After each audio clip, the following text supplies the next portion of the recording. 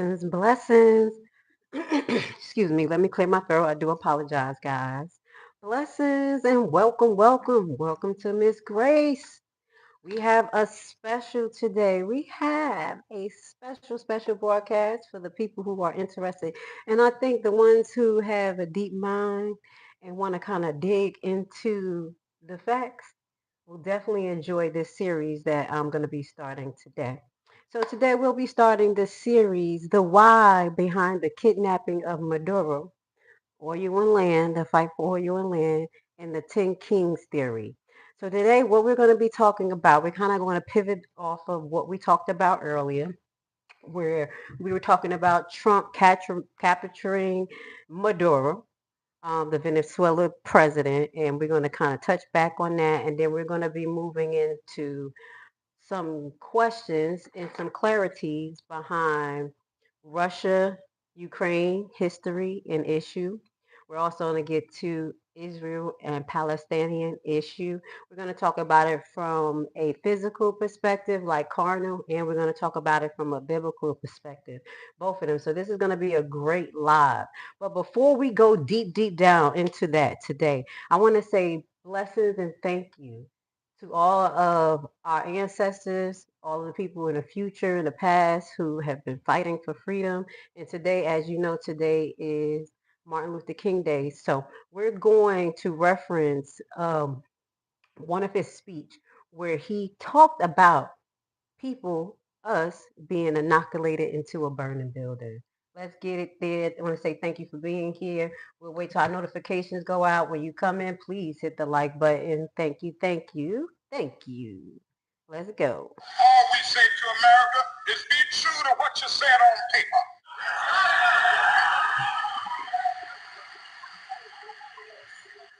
If I lived in China or even Russia or any totalitarian country, maybe I could understand some of these illegal injunctions. Maybe I could understand the denial of certain basic First Amendment privileges because they haven't committed themselves to that over there. But somewhere I read of the freedom of assembly. Somewhere I read of the freedom of speech. Somewhere I read of the freedom of press. Somewhere I read Today years the old. greatness of America is the right to protest far right.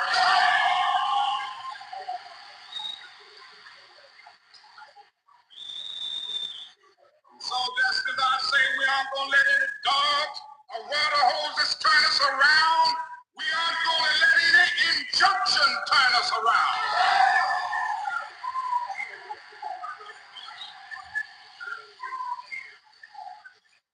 Well, I don't know what will happen now. We've got some difficult days ahead.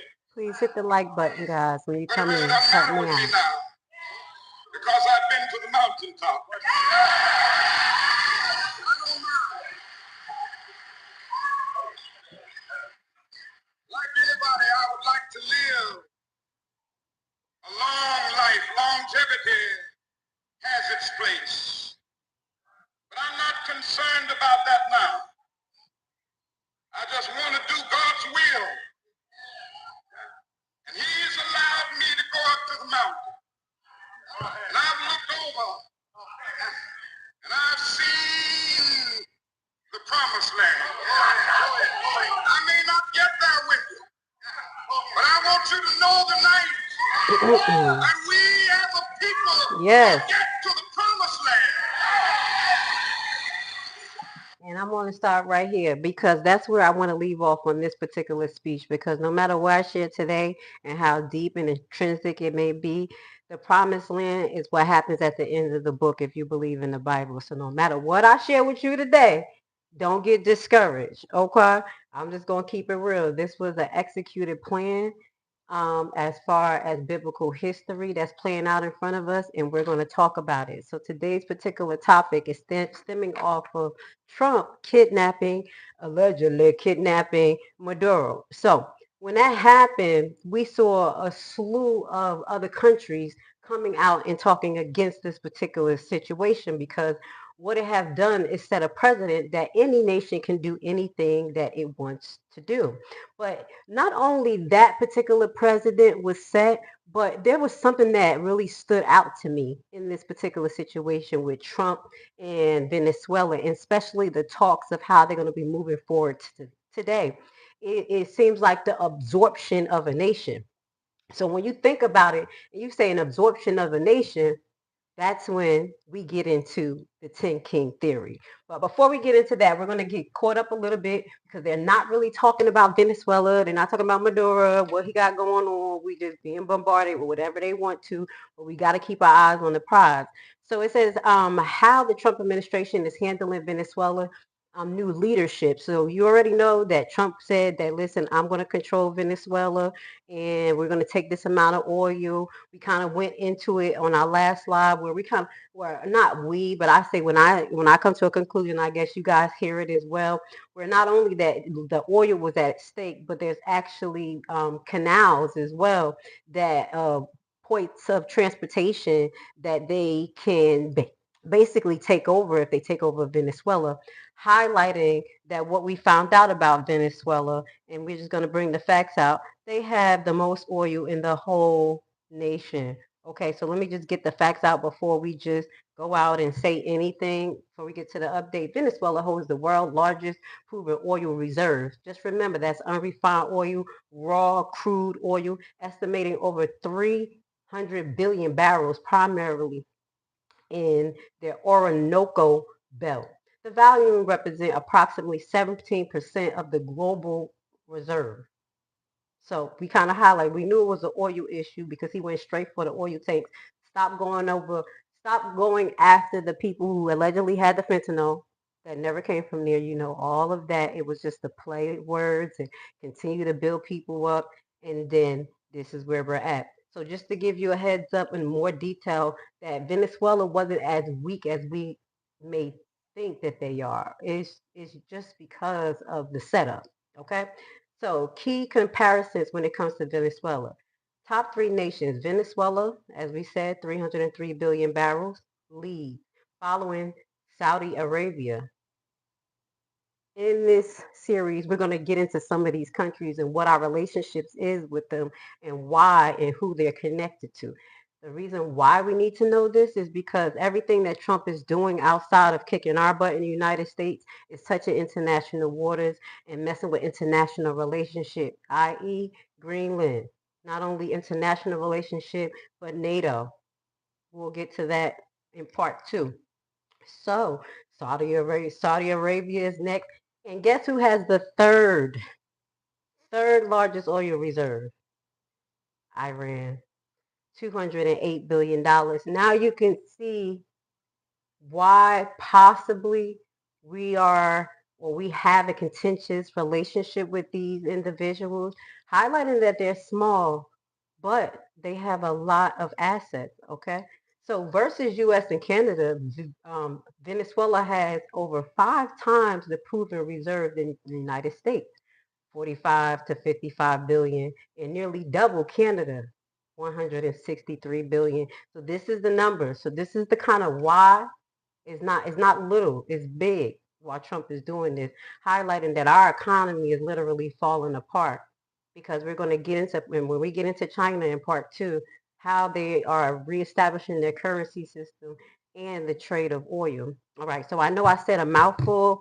Please hit the like button. I want to say thank you for being here. We're deep diving today. So today is Martin Luther King Day. People don't have too much to do.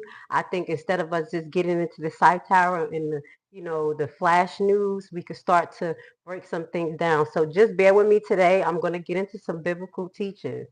We're going to reference the Bible. We're going to talk about these nations against nations.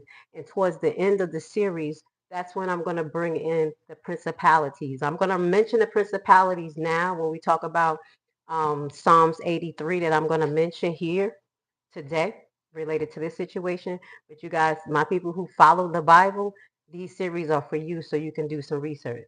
So let's bring it to life here. Hit the like button. Thank you for being here with Miss Grace. All right, let's watch this together. Rami, appreciate what you is keeping Trump us updated doing? on this. All right, well, the Trump administration is also dealing with the political upheaval in Venezuela. The president praising Venezuelan opposition leader Maria Corina Machado, but did stop short of endorsing her as the country's next leader. Willie James Inman is in West Palm Beach traveling with the president. Willie, good morning. Also, one more thing. Thank you for being in the comments. Please be free to talk. Again, if you throw blows at me, I'm going to throw blows at you. John, just sit back and watch. This young lady don't have a lot of negative or low vibration conversation. I'm going to need you to keep up, okay? And take some notes. To you, Venezuelan opposition leader Maria Corina Machado gave President Trump a very rare gift as she publicly expresses her thanks. And as Venezuelans, we are absolutely grateful to President Trump, his team, his administration, and the people of the United States. Now, y'all remember what I said about her at the beginning a couple of weeks ago, probably around December the 13th, I remember, because I was out of town and I talked about this lady and I was like, she's a little bit weird. Like she may be control opposition for Maduro, highlighting that she allegedly said she was on the run. She ran against Maduro and lost. She said it was a rigged election. And then you hear her right here trying to cater to Trump, maybe to get in position and transfer her peace prize to Trump. Look at Trump smiling like a big old dummy baby. And guess what? They can't even transfer it to him. But let's keep it moving. Let's just keep it. Y'all remember, if y'all been here with me, this is who this lady is. And she's still kind of trying to, how can I say, kiss butt. I'm just keeping it real. A meeting with President Trump at the White House this week, Maria Corina Machado presented the president with her Nobel Peace Prize in a framed plaque. The president previously stated his desire for a Nobel Peace Prize for himself. And I thought it was a very nice gesture. And by the way, I think she's a very fine woman, and we'll be talking again. Machado appeared to leave the White House with a red swag bag with the president's signature in gold written on the outside of the bag. Despite Machado's gesture to the president, the Norwegian Nobel Committee says once a Nobel Prize is announced, it cannot be revoked, shared, or transferred to others. Before the meeting, the president had publicly backed Venezuela Vice President Delcy Rodriguez as interim president over Machado. I think it would be very tough for her to be the leader. She doesn't have the support within or the respect Look, within the country. He called her right on out. She thought she was going to kiss butt real quick. And he like, nope, she don't have the support. That's not going to work. We're going to put our guy in there. Softened his tone on Machado, but stopping short of a full endorsement. She had a great meeting yesterday by a person who I have a lot of respect for. White House Press Secretary Caroline Leavitt says the president's viewpoint on who should lead Venezuela for now hasn't changed. They have been extremely cooperative. They have thus far met all of the demands and requests of the United States and of the president. The president is seeking to remake Venezuela's oil infrastructure and sell millions of barrels of oil. According to an administration official, this week the U.S. completed its first sale of Venezuelan oil valued at $500 million.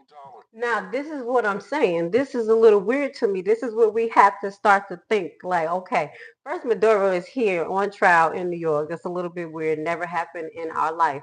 But soon as this happens shortly, Trump is already selling oil, making deals, allegedly lowering our gas just a little bit because it is at 250 something. I was like, oh, okay, went from 260 something to 250 something. But nothing is really good when you're playing with the devil's money. Okay. So in this particular situation, you know that there's a few nations that are allegedly coming to Venezuela aid, and that is Russia, China. Cuba is speaking up, and Iran is pretty quiet, but I'm about to give you the connection between these particular countries first, okay? So we're going to talk about it like this. Russia, China, Iran, and Cuba, okay? And this is their connection to Venezuela, because Venezuela has the largest reserve. There in Venezuela, there is a lot of infrastructure already built and contracts already headed by the Chinese government. You guys have to look this up. So they already been in bed with Venezuela for over a decade, helping them refine their oil and putting it on the market. Now to highlight not just putting it on the market, finding an easy way to refine it, but also finding an easy way to sell it, making it more legal, more transparent, and build a better bond between the people they do business with. Okay. Now that's what made me think as well, because I was like, wow, they kidnap a president. Oh my God, somebody's going to come and kidnap Trump real quick. Like anything can happen, you see, because of the tone they said. But I said, but Russia and China is pretty reserved. And I'm not saying that, these people are so bigger than us and this, that, and the third. Like we all have instruments of war. We all have our war tactics. I do think they're more militant and disciplined as a nation of people compared to us. But what that goes to say, they haven't rebelled or did anything. They have still kept their response pretty diplomatic. And that is because those people believe in contract law. And according to what I'm going to share with you on the next episode, China don't care who runs the country. It's who owns most of the land of the country, just like what they were doing inside of Africa. That's why they have a stronghold on Africa. At the end of the day, there's Africa, no disrespect to different nations that deal with China, but they still have their sovereignty, even though China is deeply in bed with African nations, because they're not coming in trying to change their policies, i.e., like what America does and cause a big uproar. So China has built a lot of different alliances with different countries that we're going to talk about in this series. That's pretty quiet and strategic. And that's why we have to pay attention to this. Okay. So in this particular relationship between Russia, China, Iran, and Cuba, Russia provides security support, military hardware, like jets, defense system, and political backing, bolstering the regimes that's under pressure under the United States. You see, they still like come in and be like, I'm gonna help you. I'll be here for you. What you need. This is Russia. Then you have China. He said acts as a primary economic lifeline, because in that relationship between China and Russia, when we go down that yellow brick road, Vladimir is still a little skeptical of his relationship with China, even though they're real close and they just got to work with each other, because China is the paper baby. He is the baby that got the money, honestly, that got it on lock, just being honest. So China acts as a primary economic lifeline, offering loans for oil, trade, surveillance, technology. We got a lot of it here. Shut it on up. We were just talking about surveillance technology. And just to throw something out there, and I have to say that y'all remember tell me what country it was. There's so many wars, and they had sent out pages that exploded in the other country. Y'all remember that? Just just remind me. Go Google it real quick, because I ain't lying, and just tell me what it is. Technology. This is the support that China brings to many countries, also helping in surveillance and trade diplomatically. Because even if they're not at odds with you, even if they are at odds with you, they still help you, i.e., our 2008 housing crisis. Go look it up. This is facts. They bought a majority of our bonds, our government bonds, to get us back on track. So if they ever call to cash them in, that's always like, how they treat China like this, especially when this was happening. And Trump kept saying, China, China. I was like, what the? Don't they own a lot of the land here? Couldn't they just recall the bonds that they purchased to support us? But no, China has a strategic plan. So this is how they support many nations. And this is what it says. It says, while important sanctions oil through shadow fleet. So we'll figure that what they got going on. No disrespect to China. They do be into some shadow stuff. Go look into them making little islands in the middle of the Caribbean Ocean. That's why they was mad at that. Go look it up. Go look. I think they slowed down doing that because Russia told them chill. But they were doing that. Like they'll come into the island, Caribbean water, sea, and the land will be there. And China done just claimed it. Moving forward. So now Cuba provides intelligence, security personnel, training for Maduro security forces, acting like a crucial element in maintaining domestic political control. And I was like, that's what I was saying too. When they ran down on Haiti, the Cuba intelligence was involved. And I said, why wasn't they involved in this one? But allegedly, according to my research, and this is a whole lot of reference that has been compiled together. Chat GPT is really good, so I can take information and links to things that I like. It's not Chat GPT, it's another place, but whatever. I'm not gonna tell y'all. And we put it together, and it comes through for me comprehensively because I put a lot of articles together. Okay, so the connection, the loose coalition between these countries, sometimes referred as China, Russia, Iran, North Korea, and Venezuela as key partners in the Americas, opposition to the Western influence, and creates a multipolar world order.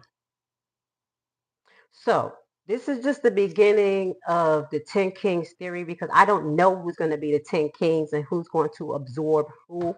But it looks like this was the beginning of absorption. And it took so too easy to do it. It's like Maduro just folded. And again, shout out to my Nigerians that's watching. The Nigerian president folded. He set up his own people. No disrespect to people who like him, but what I'm looking at, he's like, yeah, come over at Christmas, blow they mind, and we don't hear nothing about that. So I'm like, damn, this is a little weird. Do Trump have this power, or he's part of the prophecy? Because we're going to get into Obadiah, and we're going to get into a few things, the 10 King theory. So, you want to get into the 10 King theory? All right. So please hit the like button if you like what I'm talking about. We're just kind of deep diving into some stuff. And these things, the reason why I think it's important for us to talk about, because not only biblically we get a perspective, but we start to bring it into reality of why these people are acting the way they're acting. Why are these nations fighting? Who has the stronghold? Financially, where are we going to look to be stable in the future? What's going to happen? This is why we're going into it, and to understand that we're living out the book. And it is, it's serious. Okay, please hit the like button. Thank you for being here. If you don't know who I am, my name is Miss Grace, and we're gonna be moving on. Let me see if I have another clip to show you guys.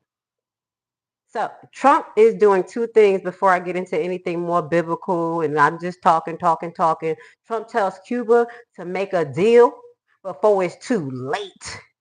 Okay, this was January 11th, because like we not paying attention that Trump's ass over here still, excuse my language, still acting a fool. So I'm gonna read this article. I'm gonna flip the camera my way because my pop-up's still coming up.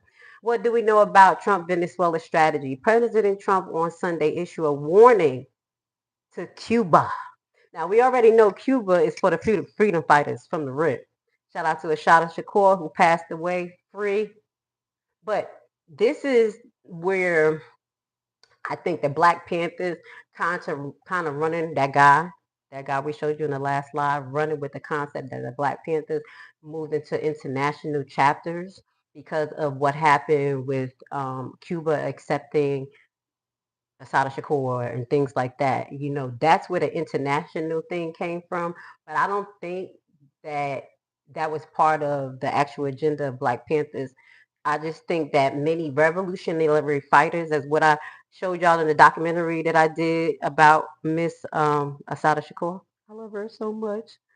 That revolutionary fighters were going over to Cuba to talk to her, to have seminars about how to construct revolutionary movements and what was the Black Panthers downfall and some of the things she went through. I'll show you that in the documentary. So I'm kind of just throwing that in there because I think that's where he's running with the fact that there were international ties that was connected to the Black Panther. So I'm just throwing that out there because right now they like Cuba talking stuff. So let's just read this together. President Trump on Sunday issued a warning to Cuba. It says a close Venezuela ally. This is now the cutoff for Venezuela oil ships. I'm being dramatic, guys. Mr. Trump said on social media that Cuba lived off of Venezuelan oil and money and had offered security to them in return. What we just talked about, their relationship. But he said, not anymore. I'm cutting it off. Venezuela has started to process of releasing its political prisoners now. That's what I'm saying. Like, this is just weird. Like, they just folding over. And that's emboldened Mega. Mega like, hell yeah. But it's something bigger going on here. Okay? So here it says that Trump announced on Saturday that His announcement came as the State Department advised U.S. citizens in Venezuela to leave. This was too damn late. Okay, I'm sorry. That just got me. That just blew me because that was one of the things I complained about. That he gave nobody no warning. He went in there, just started bombing, stealing people, and then people got, stuck internationally. But like they said, whatever. It says, let's just go through this a little bit. The president says he plans to meet Venezuela opposition leader Maria, that lady, next week. And you saw what that went up to, where she kissed his butt and it didn't work after she said she'll like to share her Nobel Peace Prize. The U.S. business taking financial stakes in the Venezuela oil energy sector says. Secretary of Energy Chris White said Sunday that it is quite likely American companies will have an expanded presence in Venezuela oil industry as the country moves on following the removal of former President Nicolas Maduro. Now, remember this. This is brought to you by CBS News. I mentioned to you guys who is in China already and have businesses going with the oil refinery. China. So we're just going to have to keep our eye on how this works out because regardless of what Trump said he's going to do, if he go in and take over the infrastructure of Venezuela, from my research is that the reason why they need help refining their oil because they only can process like 5,000 barrels a day. So they say the factories, the infrastructure is messed up. So again, America, my mega supporters, while we're going over there to say, oh, now we're going to absorb them and we're going to, make them be democratic, we have to seed our tax dollars into their country. Election, infrastructure. Who's going to do it? Not China. They're doing their own thing. They probably help like, yeah, we're going to help. We're going to buy more land. And yeah, we're going to buy more land. But you see kind of what's going on here. So honestly, what I'm seeing is that Venezuela is being absorbed by one of the kings. Now, I already know America is going to be one of the kings. That's just the way it's going to be because that's part of the prophecy. But before we get into the 10 King prophecy based on Revelations, go to 17:12 right now. Pull out your Bibles because we're going to get to that. It says, Colombian President Petro comes and says, get me. So we already know, we showed you that last week where he said, come on, I'm not about to play with you. Now, is that chess or checkers? Is he looking to get absorbed too?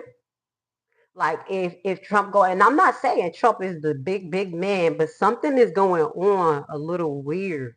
Okay, something is going on a little bit weird. So this is what he was saying, and we're not gonna listen to his whole thing. And let's see, we can hear just a little bit of it. This is on the Economic Times. What he has to say. Hit the like button. Thank you for being here, and I'll get to y'all comments real quick. In Latin America, and this time it's Colombia at the center of the storm. On Monday, Colombian President Gustavo Petro issued a bold and unprecedented challenge to U.S. President Donald Trump, responding directly to escalating American threats following Washington's controversial military operation in Venezuela. Come get me. I'm waiting for you here. The words mirroring a taunt once made by Venezuela's Nicolas Maduro, now detained by U.S. forces after a dramatic weekend raid. But Petro's challenge marks something far more dangerous, a direct confrontation between Bogota and Washington. Last night, on the order of the President of the United States, and in support of a request from the Department of Justice, the United States military conducted an apprehension mission in Caracas, Venezuela, to bring to justice two indicted persons, Nicolas and Cecilia Maduro. Nicolas Maduro had his chance until he didn't. He effed around and he found out. All right, we done. We done with the ad-libs. Now let's get to the biblical facts. So we're starting to put some concepts together. I'm about to Candace Owens, y'all. But this one is going to enlighten you biblically and bring you up to par kind of what may be going on when it comes to the powers of war. Because we do have the Department of War. No more defense, okay? So it says the 10 King theory is based on Revelation, 17:12. Go check it out.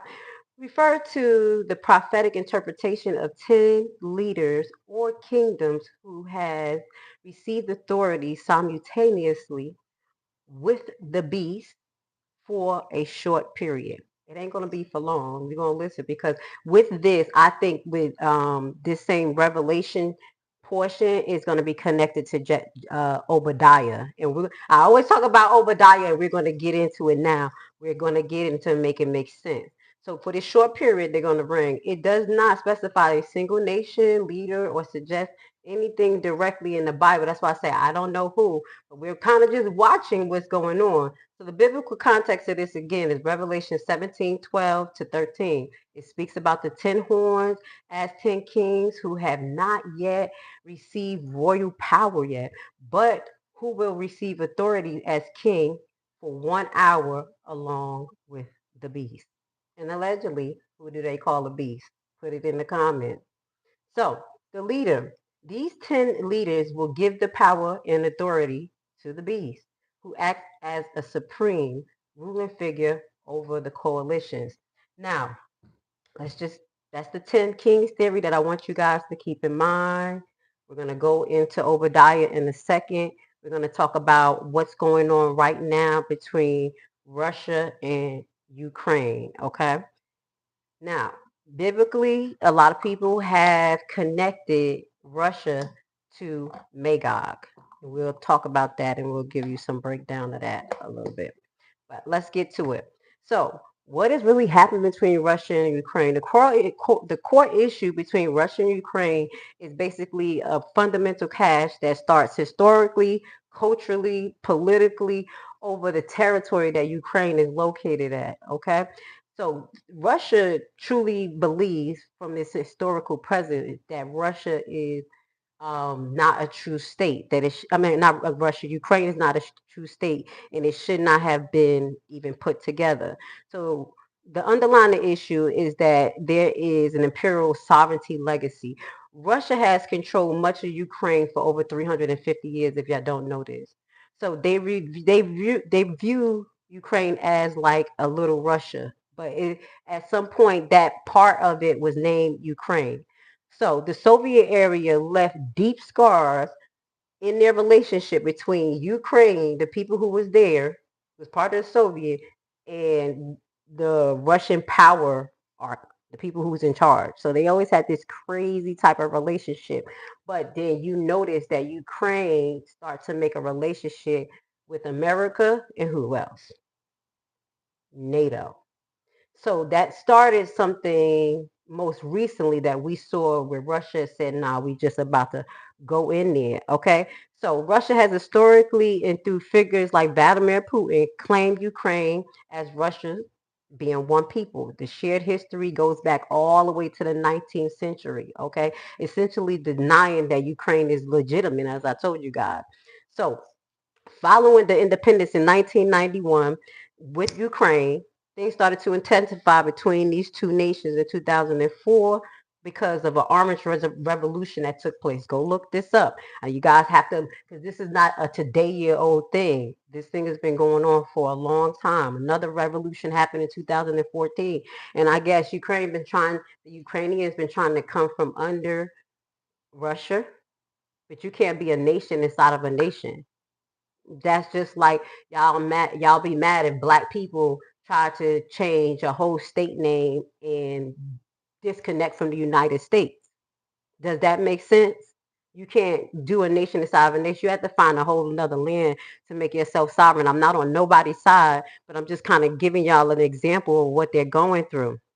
So the issue is identity and culture. Major points in the contention between Russia concerns over Ukrainians' effort to promote its own language, history, memory, policies that's different from Russia. Russia is very strict as all hockey sticks.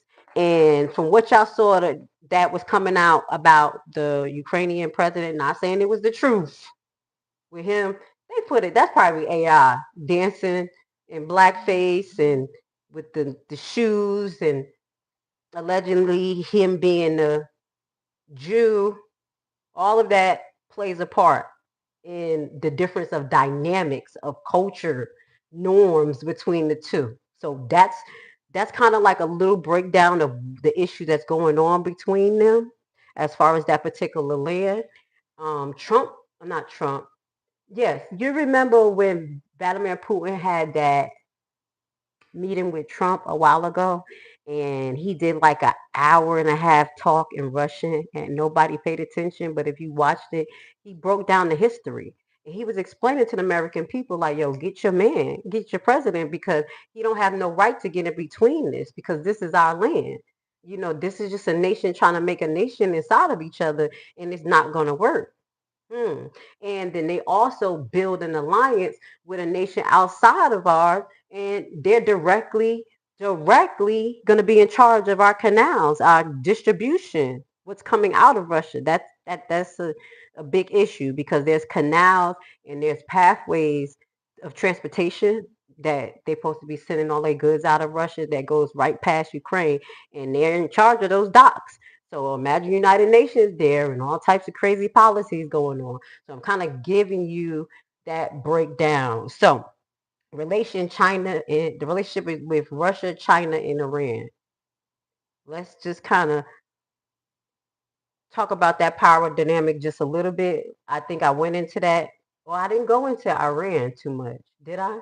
I say so. Historically, these three nations form strategic foothold for anti-United States interests. Okay, the Western Hemisphere. So they provide Maduro with weapons, funding the sanction evasion allegedly. And Iran has a lot of weaponry. They allegedly have a lot of weaponry. So that little country, that little nation, that's their part in this. And hold on, I'm gonna look. Hold up, didn't we just say Iran had the third highest oil reserve? Let me go back to my facts. Hold up. Didn't we just say that? I just want to make sure that I'm not tripping, because I remember I said that to you guys, where the third nation is Iran. Okay, so they have the third largest oil reserve, and that is refined. Remember that. So when people say America has the best, the biggest, everything, no, there's a reason why they're going to do this.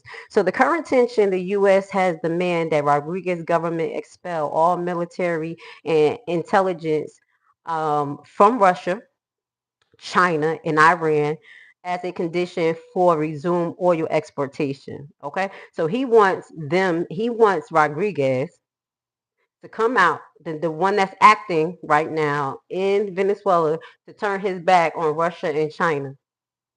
Do y'all think that's going to happen? Okay, so security failures. Following January 20th, 2026 U.S. raid, there's a report of skepticism among the nations regarding the efficiency of China and Russia defense equipment, such as radar, which failed to detect or stop the U.S. operations. I don't. We may have to go in that into the future, but honestly, what was I watching? I got to give y'all an example. What the heck? Okay, this is an example as we move on. I was watching this scary show. Okay, I always watch everything. So basically, they were using drones. Do you remember that location that they say aliens used to go to? It's a farm or something like that. I'll be bad with names that's not that important to me. Y'all know what I'm talking about. It's a big ranch, and the aliens, they did all the documentaries on it. Whatever it is, please put it up there. Basically, I was looking at the scientific studies of it, and the people who were living there on the ranch and doing all the ghostly phenomenons, or seeing if it was extraterrestrial, they had drones out there. They had American drones, and they had like Chinese made drones, and they had them connected to two different Wi-Fi's, because they said when it got to a certain area, it would be a dead zone, and they were saying something spiritual was going there. Okay, I'm just keeping it real. I'm just, because it made me think about something, because I was like, shit, in that show, them daggone drones worked. So what happened was, the drones, when they went into the dead zone, all of the American drones that was on the American Wi-Fi dropped. They just fell, which was going to typically happen because they knew that that was happening. But that time they did a test and they had it on another Wi-Fi server or something that was connected to Chinese. That's exactly what they said. And they did not drop. The drones did not drop. They were able to fly in this alleged dead zone. And it made the content creator think, but he just moved on because it was more about the ghostly thing, things like that. And it made me think like, they didn't detect it? Or did they allow it to happen? Because when you see what happened with Maduro, it was too smooth, too easy, too fast for it to be no opposition. None. Even when they came to Haiti, it got a little bit messy. And we ain't even equipped like that. Shut up. They still had some pushback when they came to get the Haitian president. Oh, they got some of them people who was coming for the president. They died. Okay? So this is some of the things that we got to kind of keep in mind, the relationship between those two. Colombia. So let's just look at Colombia, because Colombia, we talk about that Colombian president talking shit like, come and get me. I'm like, hey, do you want to get absorbed? What is going on here? People are saying things, but why are you antagonizing this fool? Already know that America and Colombia relationship was terrible. Okay, and Cuba and Colombia, Cuba, Colombia, Venezuela. Okay, so Colombia complex relationship with America continues to be tense. It fluctuates up and down. Often is marked by border issues, refugee flow issues, different issues between the government, particularly regarding U.S. intervention into Venezuela right now. So they usually don't have an issue with what goes on with America, except for like, take your refugees back, and da da da. But at this point, Cuba, like I mean Colombia, like we're not about to play with you. Come and get me, and we're gonna look at why he said that and how that plays out for him. Because I really don't think that that's going to work out good. Now let's get to this. What is the real issue between Israel and Palestine?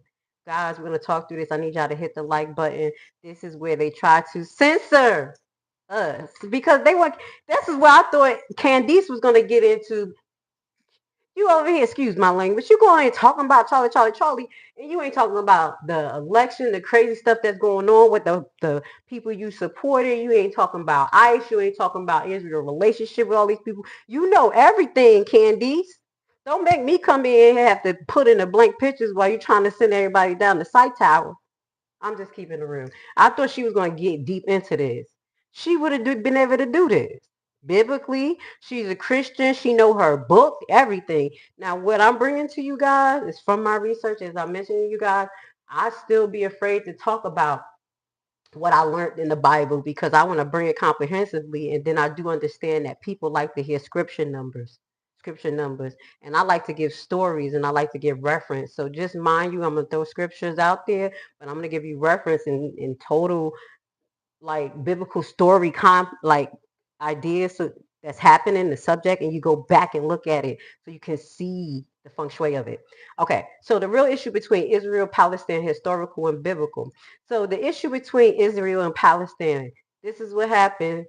There's some breakdown about this, but at some point Israel had to get defended and they needed a place to put themselves in. America did that. That is something that we're not going to really touch to right this second, but we're going to that's how they got into Palestine. The Palestinians allowed them to come into that land, back to that land, because the Palestinians was there. They were not there before us, but they had longer history there. So Palestine is a multi-fast dispute over land, sovereignty, historical identity that spans thousands of years of religious tradition that we're going to get to. Biblical and ancient roots, the promised land. Dun, dun, dun, dun. Come on, Candice. The promised land, according to the Hebrew Bible, Old Testament, and this is why our Christians, when I talk to you guys, this is very diverse. Don't only be in the New Testament. Don't only let the pastor give you a verse when you go to Bible study and just look at that verse and study it. He's literally giving you applesauce. Y'all need meat. butter and cheese, and that's reading everything. I'm dead serious. So go back to the Old Testament because that is the root of the Bible, and what you're reading is just a branch, and those branches could have been altered. The Council of Nicaea. So the promised land, this is what historically the issue is. According to Hebrew Old Testament, God entered into the everlasting covenant with Abraham. The promised land was Canaan, which is modern day Israel and Palestine, if you don't know. That's Canaan in the Bible. This is distinct through Isaac and our Jacob story. You guys go back and check it out. Ancient kingdom, historically, the biblical record indicates that the existence of the kingdoms of Israel and Judah, 1000 BC, with Jerusalem as the religious and political practice, 1000 BC. It said Jerusalem, Judaism. It was not Christianity. So this is what you guys need to realize. That has been, Judaism has been hijacked. What Jesus Christ has actually practiced been hijacked. And now what you thought he was practicing Christianity has been hijacked again from you guys and altered.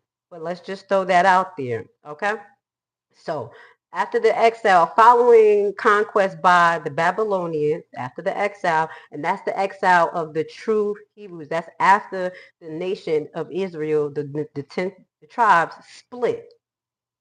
Judah and Levi, somebody said it was Benjamin, but I believe it's Judah and Levi. I heard somebody say Benjamin went in on one side, and then we had the other 10 tribes on the other side. Assyria took the 10 tribes the first half. I'm kind of breaking it down real quick.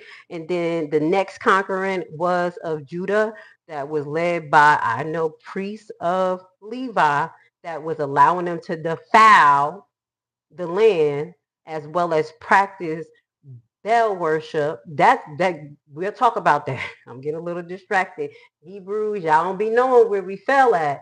But just at that time, that's why God allowed Babylon to take the nation. So this is where right here we get the people being scattered. So following the conquest of the Babylonians in 586 BC and later the Romans in 70 AD, the Jewish population was largely disparate globally, allegedly.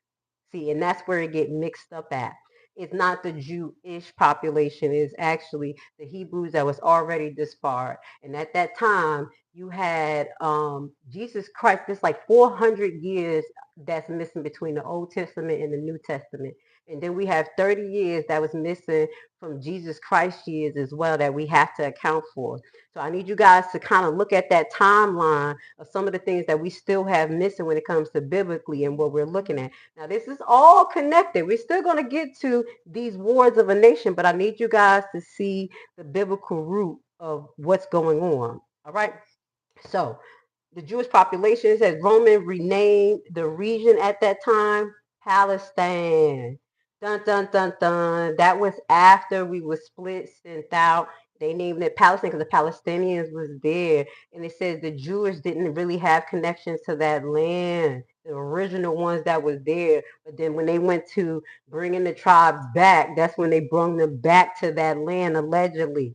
Does that make sense? I'm kind of summing that in. So this is why the Palestinians say that's my land, that's our land, and then you'll see videos of the Palestinians calling out to Black Judah in America. I got the clip that says we need you.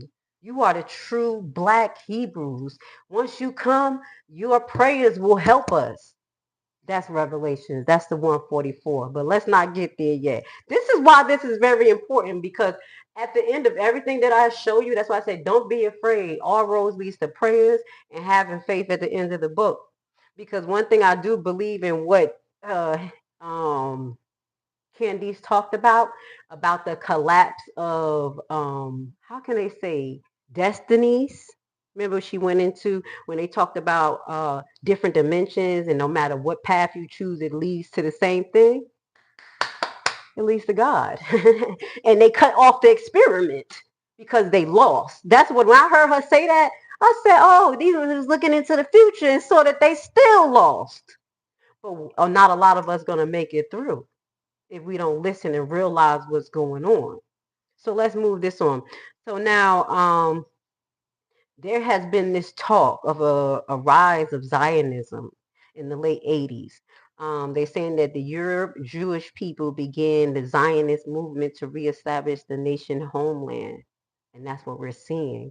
And that's why it's a difference between who they are and what they practice versus the original people and what they practice, because the original Hebrews used the Torah.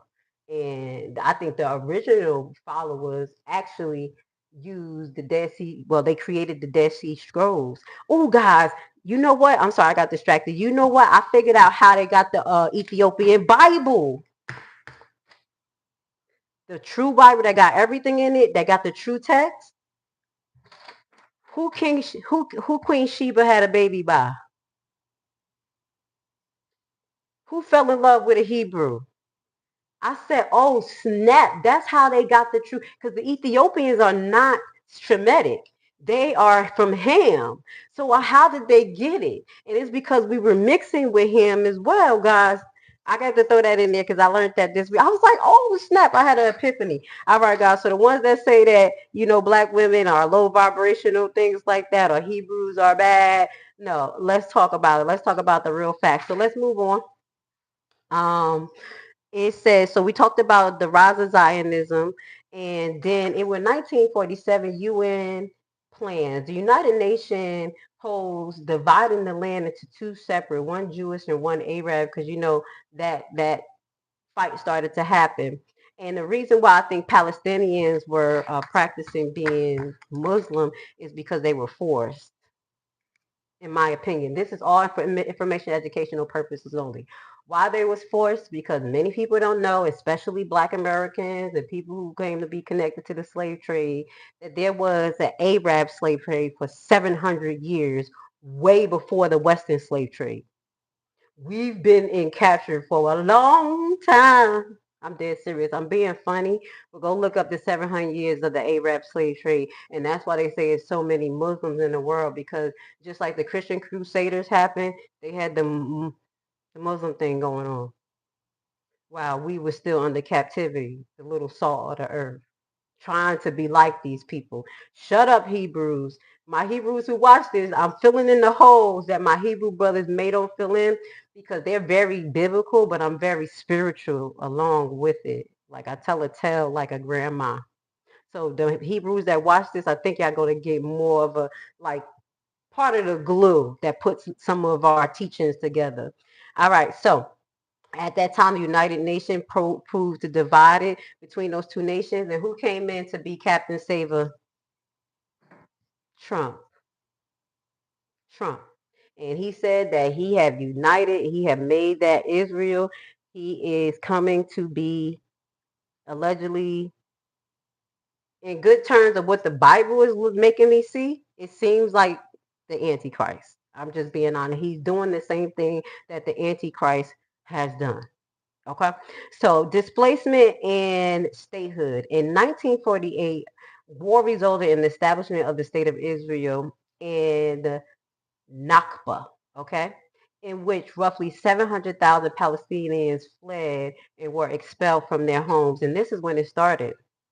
They've been doing Palestinian wrong. They've been doing them wrong.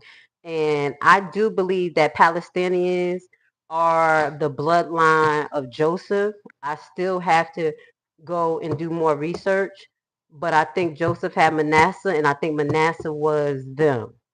I need my Hebrew brothers to verify that for me. And that's why I do think the Palestinians are part of our bloodline. That is my opinion. Y'all have to go do the research.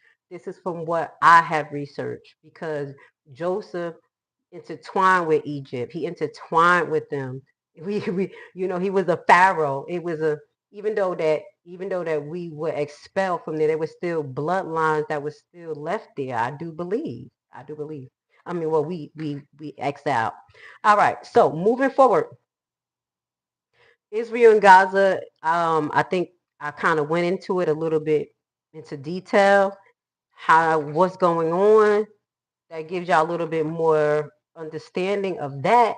And then I think I want to go into, I have a little bit more because this is just part one, because this is a foundation of what we're seeing so we can figure out biblically what's going on, what we have to do to rectify this, and how we stay on task instead of just running down a whole lot of propaganda. So we went into the 10 Kings theory. We went into, give me one more second. Let's get into Obadiah. Dun, dun, dun, dun. White people, don't be mad at me. Trump lovers, everybody, y'all Christians, tell me what y'all think about Obadiah, because the pastor doesn't teach y'all Obadiah. Go ask your pastor to read Obadiah to you. You read it. It's only 21 verses. Go look at it. Go listen to the video on YouTube. It's literally a 3-minute listen. The book of Obadiah is the shortest book in the Old Testament. You guys need to listen. Consists of 21 verses. It's a prophetic vision delivered by the prophet Obadiah, focused on the divine judgment of the nation of Edom in the future of restoring Israel. Now, y'all need to listen to this, because you have people calling that Israel the Zionist state, the synagogue of, and people need to realize who are the real people of that land, because they said that Japheth will be in the tent of Shem until the end of days, until God takes him out. Okay, so listen to this now. Okay, so now we got 21 verses in Obadiah. Please tell me if this is not what we're going through in America. Okay, it says, it is a prophetic vision delivered by Obadiah, focused on the divine judgment of Edom in the future of the restoration of Israel. Historical background, the conflict. The central theme is between Israel, descendant of Jacob, and Edom, descendant of Esau, which is both Shem. That's why I say some of the people who look Caucasian or call themselves Caucasian, some of you guys are connected to the Shemitic bloodline. But the thing is that Esau went and made covenants with bad people. But that's why it's good, because everybody can go under the covenant by way of spirit and faith. Because if it was for Esau behavior, everybody would be condemned that's connected to his bloodline. So the crime. Okay, when foreign powers like Babylon in 58, this is what Esau did, invaded Jerusalem. The Edomites did not help their brothers. Instead, they stood aloof, gloated, and desired over the disaster by looting the city and even capturing and handing over a fleet of their own cousins, basically. So, while debating, most scholars date the book to be shortly after the fall of Jerusalem. Okay, so they're between 586 BCE. Go look this up. So, book outline, a summary of this, okay? So, between the first sections of 1 and 9, Judgment on Edom, God announced that Edom will be brought low. Despite their pride, seemingly irresistible, standing on a mountain of strongholds, they have been completely ransacked and destroyed. Edom crimes, 10 to 14. Obadiah lists specified charges of violence against their kin, rejoicing in Judah's ruin, and actively aiding in invaders. So they were helping invaders invade their own land as well. I got very quiet. Listen to the times we're in. Well, go just evaluate the times we're in. Let's just think about this. Now, part 3 is Day of the Lord. This is small. Because I say, read Obadiah, read Obadiah. Day of the Lord. The prophecy expands to all nations. This is when God says he does want all of us. The principle is, all you have done, it shall be done to you. So not only at the end of Obadiah, you're going to see him expand the prophecy not only to Israel, but he wants all nations. But he also goes into that the people who are going to destroy Esau, he's going to destroy them. Okay? Does this make sense? And at this point, it says the restoration of Israel. The book ends with a message of hope. Mount Zion will be a place of deliverance and holiness. Israel will reclaim its land in the house of Jacob. Why does it say Israel will reclaim its land at that point if they're already in it? They're in it already. They're already back there. Does that make sense?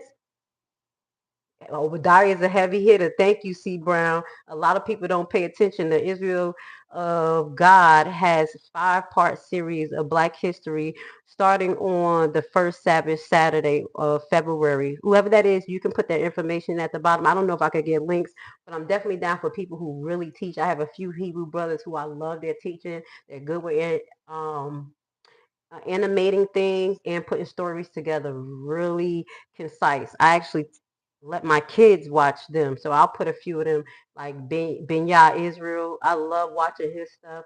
Ron Dalton, I love Ron Dalton. He just get deep, deep, so you have to be ready. And there's a few other ones as well that I can name. But thank you for being in the chat. And correct me if I'm wrong with some of this information again, because I said I'm not perfect, but I need guys to realize what's going on now, because I'm seeing something biblical, spiritual, and physical take place. And we just have to prepare. And the only way we prepare is if we logically see it and handle it correctly, physically, mentally, and spiritually.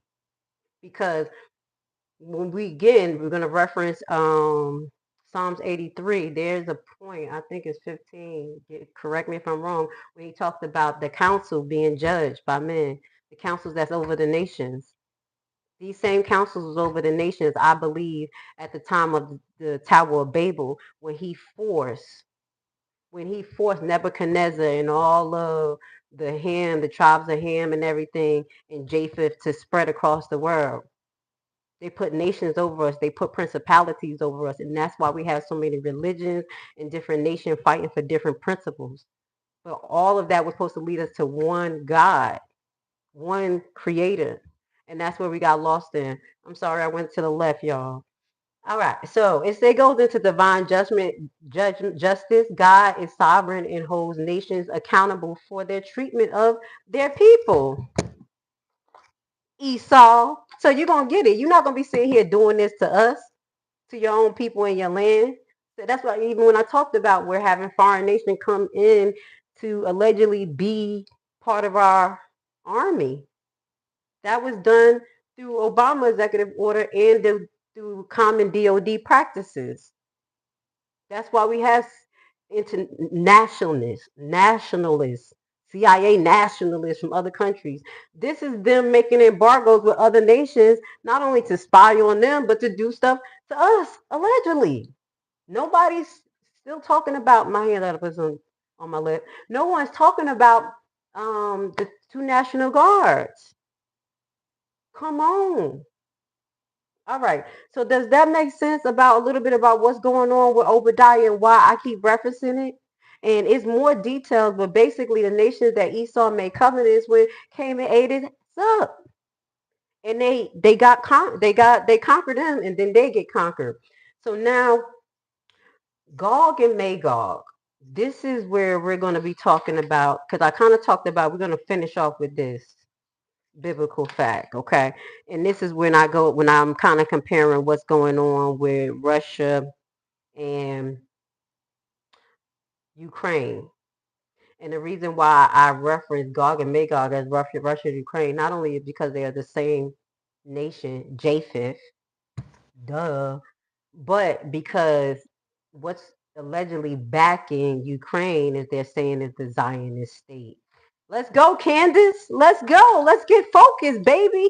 This is what I was quiet about. I was like, yo, is she about to get to this? Is she about to hit? No, she stops. Because once you know the truth biblically of who nations are, what nations you fall under, then we know how to repent. We know how to pray. And we know how to rectify things and build our relationship with the Most High Yah. I'm just saying. It's not only physical things we got to do, 3D things like separate, but we have to mentally separate from that. Does that make sense?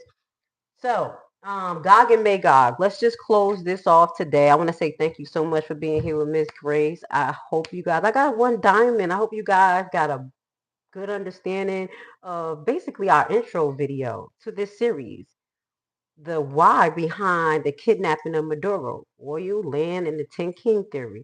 We're going to go more into this because the next time we go live on this topic, we're going to be talking about China, deep dive, how they infiltrated America when the borders was open, how they got us by the balls, holding all of these bonds and other. Oh, China is strategic.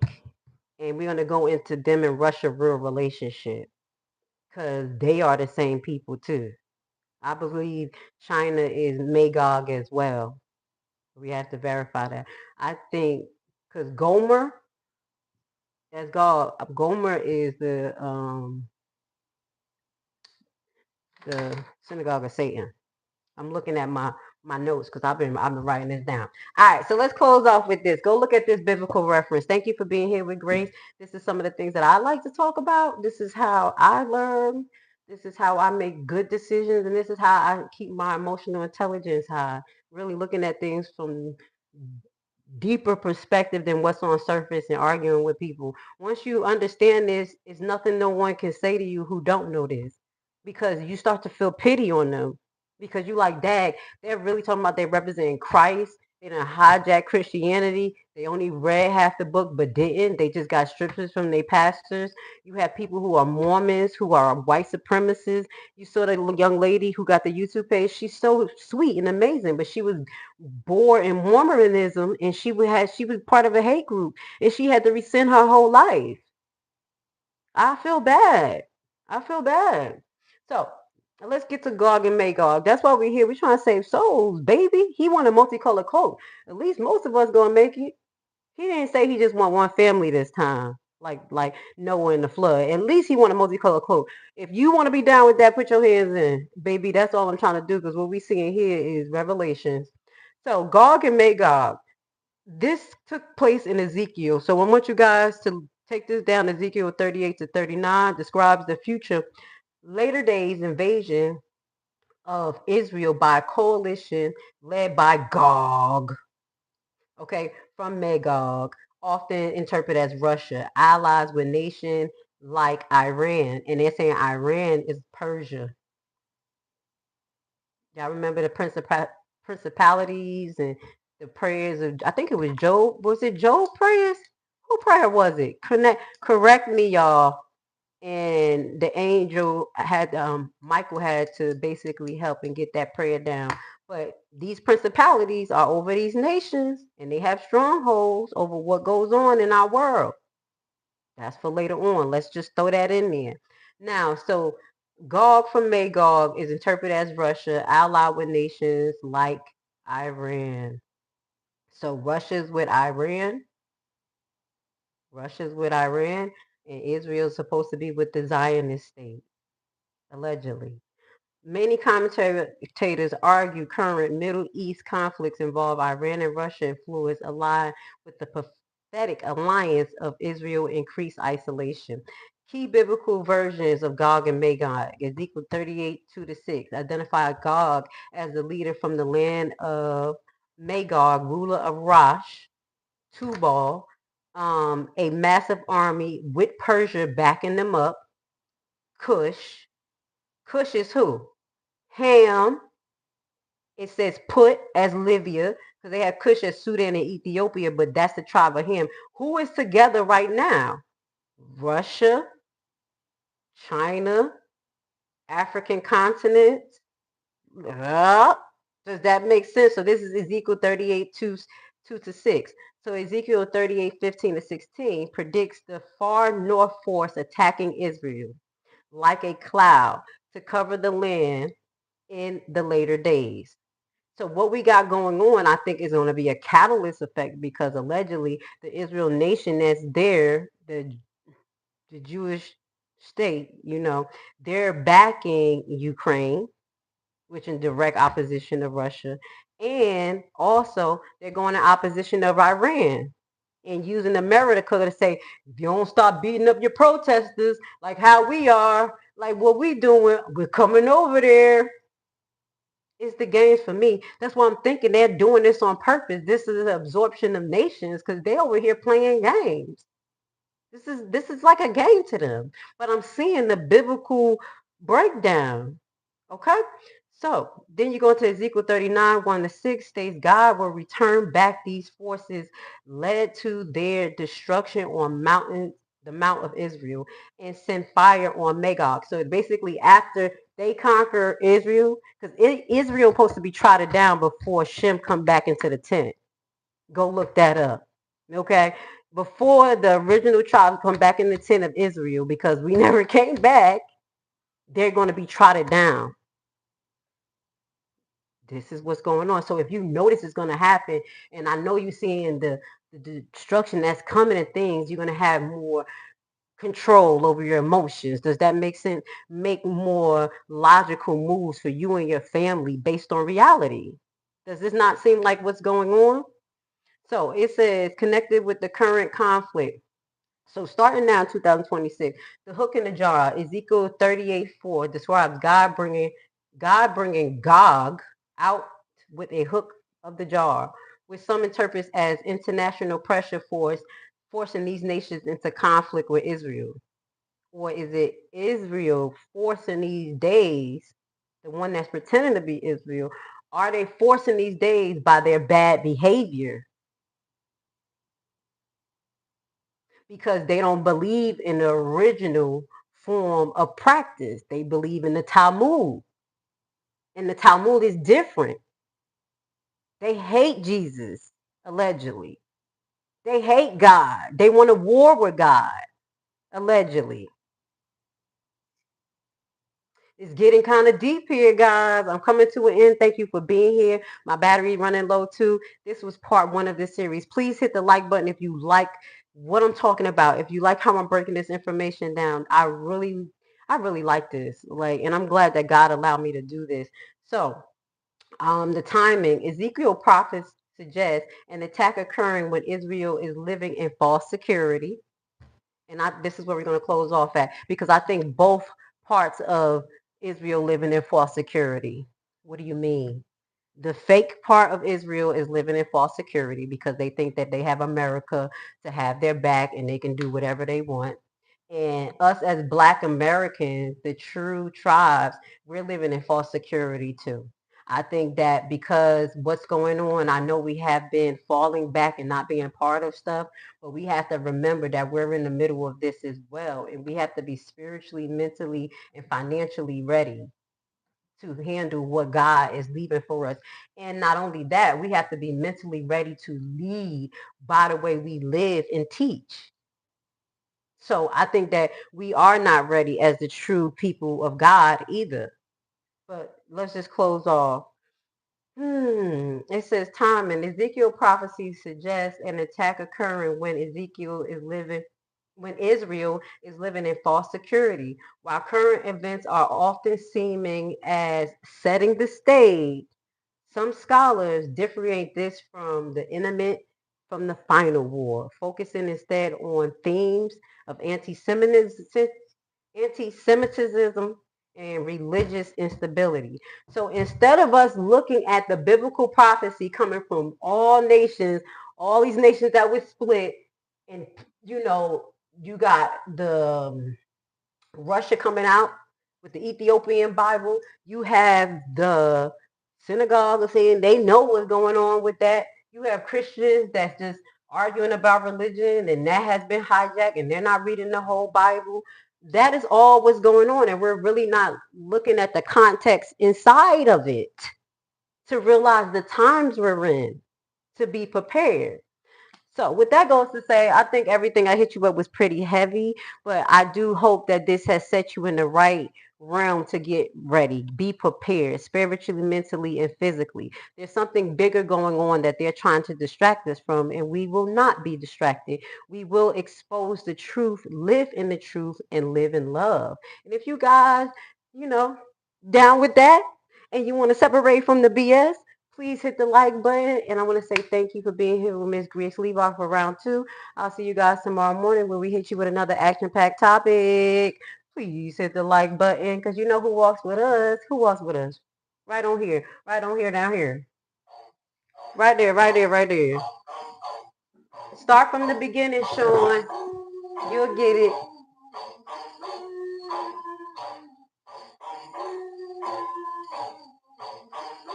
Please read the scriptures that I told you guys are referenced.